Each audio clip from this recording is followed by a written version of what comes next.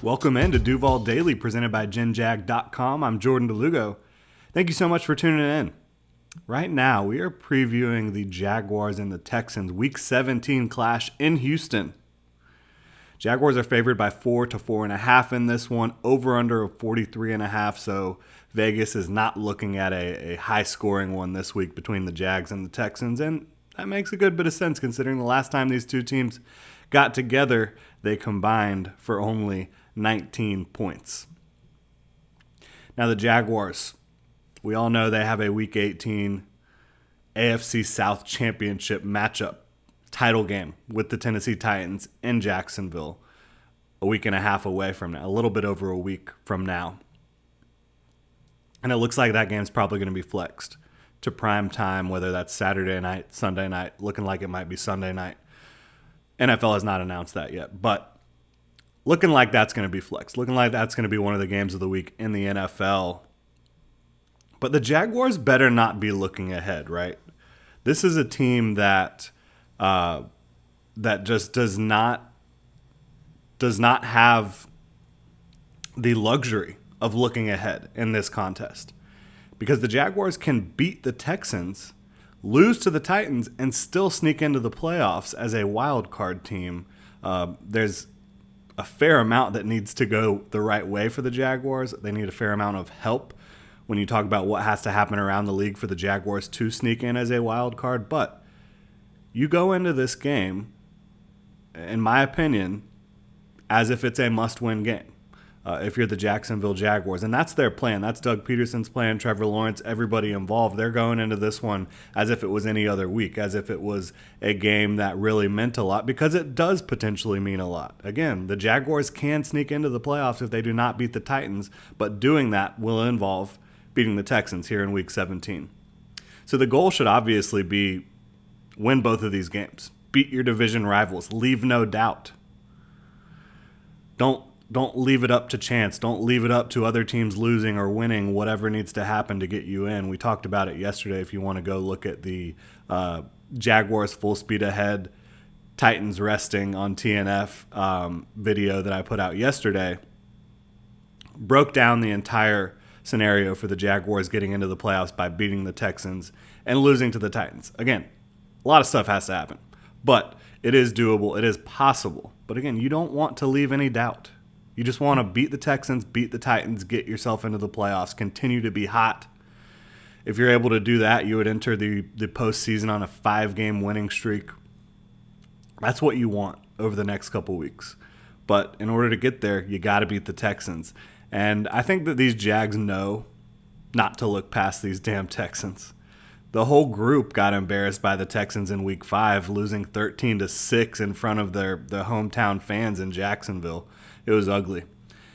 And this franchise as a whole, not all of these guys have been around for a long time, but the Jags have not beaten the Texans, since 2017. Since guys like Dante Fowler, A.J. Boye, Deshaun Gibson, Jalen Ramsey were patrolling on the defensive side of the ball. That's the last time the Jaguars were able to beat the Houston Texans. 9 straight losses to the Texans.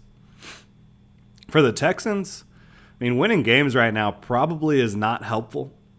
But Lovie Smith and crew, they're going to go out there and give it their best shot. This is a physical group on both sides of the ball. And the Jags have to be able to match that physicality. They cannot come out flat against the Houston Texans, or you're going to see what happened in Week 5 happen again.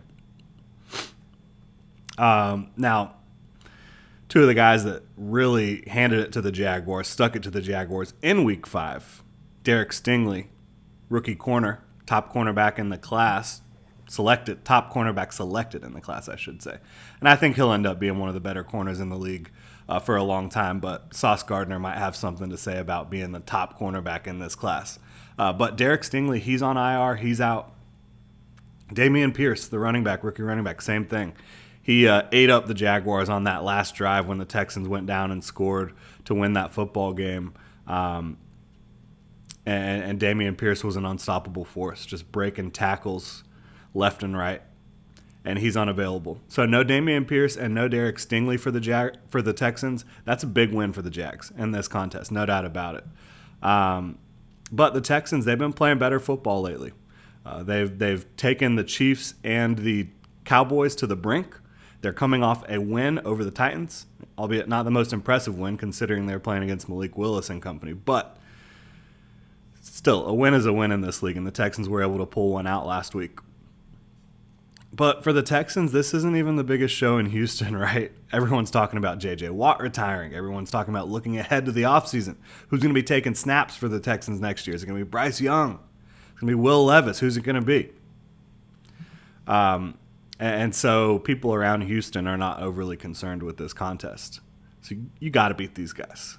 Got to beat them. I know the players are going to go out there and the coaches are going to go out there and they're going to bust their ass on both sides, from the Texans standpoint and from the Jaguars standpoint. But you got to beat these guys. The Jags are just simply more talented and, in my opinion, much better coached than the Houston Texans. When you look at the Jaguars offense versus the Texans defense, it's an interesting matchup. Again, the Texans held the Jaguars and Trevor Lawrence to 6 points in Week 5. The Jags are playing at a much different level than they were back at that point in time, at that point in the season. And I think the Texans are actually playing better than they were at that point in time as well. The Texans have forced 10 turnovers in their last 4 games. They've been hot defensively in that regard, getting their hands on the football. I think a lot of it has to do with Christian Harris ascending at linebacker. Okoronkwo has been on a tear as a pass rusher these last few weeks. He's been a menace, getting after the quarterback a lot, getting into the backfield a lot. Jalen Petrie has been playing a lot better the last 4 weeks. They're kind of hybrid secondary defender. Some of their young pieces are coming together on defense, no doubt about it. But again, no Derek Stingley. He's the dude who picked Trevor off in the end zone in that Week 5 loss to the Texans in Jacksonville. So no Stingley makes you feel a little bit better. But they're vets too.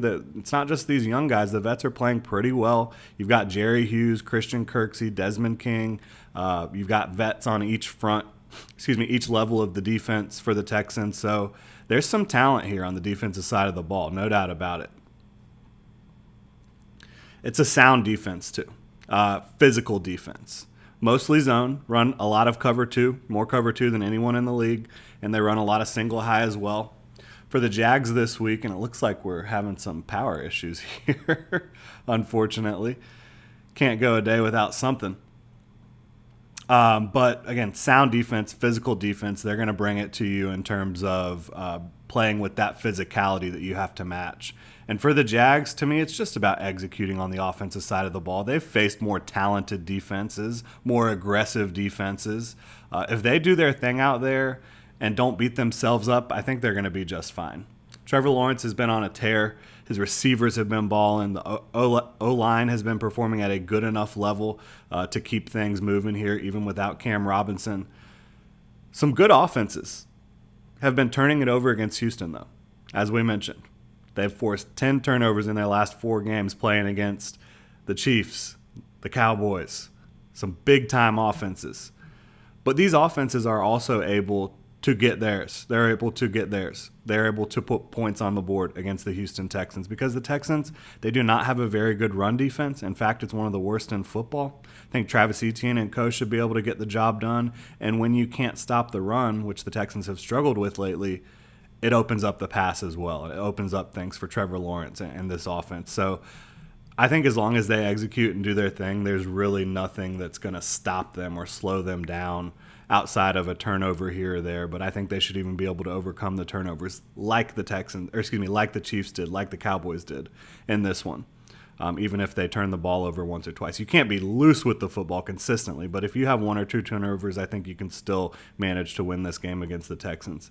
And then looking at the Texans offense versus the Jags defense, the Texans are running a bit of a 2-quarterback system right now with Davis Mills and Jeff Driscoll, former Florida Gator. In a way, I think playing New York last week might have helped the Jags in that regard prepare for this two-headed quarterback attack, because the Jets, as we all know, pulled Zach Wilson and they put Streveler out there, and Streveler was running the ball as much as he was throwing it. So that might have helped the Jaguars prepare for this a little bit. As I mentioned, Dameon Pierce no longer available. He's on IR. Royce Freeman's the lead back now. You'll see some Burkhead, maybe some Daria if he's healthy. Daria Gumbawale. Not an overly impressive group of backs right now. I mean, Freeman can get the job done. They're fine, but they're not anything to really write home about at this point in the backfield. For the Jaguars, though, no DeJuan Smoot. And he's a guy that was making splash plays against the run, splash plays against the pass. He's no longer available as a pass rusher for you, as a defensive front player. But are you able to get Trayvon Walker back? Are you able to get Foley Fatukasi back? If you are, I think you can mitigate some of the losses that you're dealing with from no DeJuan Smoot. And look, Kayvon Chason, he's going to have a chance here over the next couple games. And if the Jaguars get into the playoffs, he's going to have a chance to show that he belongs in this league, that he belongs in this rotation for the Jaguars. Hasn't had a real big opportunity yet this year with Mike Caldwell's defense. He dealt with some injuries himself, missed some time. This is perhaps his last opportunity to really show he belongs in Jacksonville. And so he's going to have a big opportunity here. But I think getting Trayvon back, getting Foley back, if they're able to go with those ankle injuries, they've both been limited in practice this week, would be a huge part of mitigating the loss of DeJuan Smoot. But again, back on the Texans side of things, quarterbacks, nothing to write home about. They have the 2-quarterback system going on right now. Brandon Cooks is still there, still a very talented receiver. Chris Moore has emerged as a target for them as well. But nothing really to get overly concerned about with this Texans offense. As long as the Jaguars prepare the way they need to this week, and I think they will, because this is a group that got beat by the Texans in Week 5. They remember that. They know they were embarrassed that week from an offensive standpoint. And even from a defensive standpoint late in the game, they couldn't slow down Dameon Pierce to save their life. Just one more tackle against Dameon Pierce and the Jags might win that game, but they couldn't do it. And so I think that this is a team, the Texans are, that the Jaguars know they can't overlook, and I don't think they will overlook them. But the Jaguars defense, I think they should have a day like they did against New York if they come to play. The Texans offense is a little bit better on the offensive line. I think they're a little bit better at quarterback than the Jets. And they'll probably have some drives, but I think the Jags should be able to get off the field more often than not, whether that's forcing punts, stout run defense, forcing turnovers, which the Jaguars defense has been able to do at a high level over the last month and a half, getting after the passer. Jags might give up some field goals here, but as long as you bend and don't break, you should be just fine in this contest. There's not really a lot to threaten you. Honestly, I mean, where do you see a player on the Texans offense that is like, wow, we really have to make sure he doesn't beat us? I think the biggest one is Brandon Cooks. Maybe you could say Jeff Driscoll with his legs, but not an overly impressive offense right now. That's just the way it is. I think the Jaguars should be able to cover in this game. Again, they're 4-point road favorites, 4 to 4.5-point road favorites. I see them covering, and I do probably see this game being under 43.5, as the Texans have been a low-scoring team all year. I don't think the Texans are going to put up many points in this one, and I don't think the Jaguars will have to put up a ton of points in this one. So I do think it'll be under 43.5, the Vegas over-under there. But yeah, it's going to be in Houston, 1 p.m. on Sunday, January 1st. Should be a fun time, New Year's Day. And should hopefully, as long as the Jaguars go out there, prepare the way they need to prepare, attack this game like they have attacked games over the back half of this season when they've gone 5-7. They've won 3 straight now, 4 out of 5, whatever you want to say. This is a team that's been playing pretty damn good football over the last couple months. So I think the Jaguars go in there, they handle their business, they get to 8-8, and they go into Week 18 with a home matchup against the Tennessee Titans for the division, for the AFC South. That's going to be the AFC South championship game. You don't often get that in the NFL, but we're going to have it this year. An AFC South title game between the Jaguars and the Titans at the bank. I'm going to be out there. I'm going to be in the stands, having a good time, cheering on the Jaguars, and hopefully I'll see y'all out there. But before that, obviously, Jaguars at Texans, 1 p.m., New Year's Day. It'll be interesting. Hopefully the Jaguars can break the streak. They've lost 9 straight to the Texans. You do not want to make it 10. And again, if they do lose to the Texans, not the end of the world. It does slow your momentum, though, and it maybe makes you have a little bit of pause going into this Week 18 matchup with the Titans, who are going to be without Ryan Tannehill. in Week 18 without their starting quarterback, without a lot of their key pieces. So we'll see how it all plays out. But thank you so much for tuning in, Duval. Hit me up on Twitter at Jordan DeLugo. Let me know what you think about this matchup. You can also follow Generation Jaguar at Generation Jag.